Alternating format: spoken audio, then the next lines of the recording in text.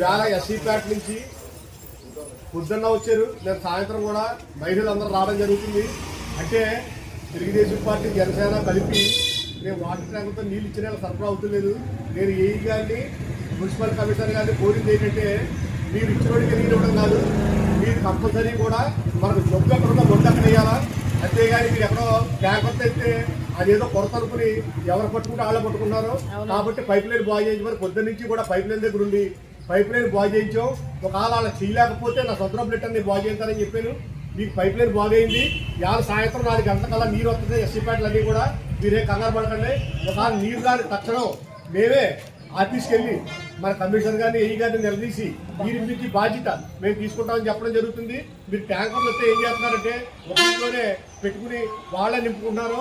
చివరిలో కడపాగా నీరు వెళ్తలేదు. కాబట్టి వీళ్ళందరికీ నేను హామీ ఇస్తున్నాను. వేళ సాయంత్రం 4 గంటలకి మన ఏఈ గారు కమిషనర్ ద్వారా వాటర్ ఇస్తారని మాట ఇచ్చారు. అలాగే ఇక్కడ రోడ్డు మీద కూర్చుంటారంటే తప్పమ్మా, మీరు అలా చేయకూడదు, మీకు ఏదో ఎదురొచ్చింది.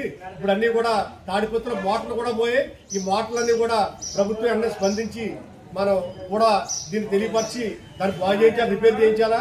మనం రిపేర్ చేయకపోయే వరకు రేపు పొద్దున్న ఇది మన ప్రభుత్వానికి చెడ్డ పేరు వస్తుంది. కాబట్టి ఒకవేళ ఆఫీసులో డబ్బులు లేకపోతే మేమన్నా తక్షణం డబ్బులు పెట్టుకుని రిపేర్ చేయించాం. తర్వాత ఏదోలా చూడొచ్చు.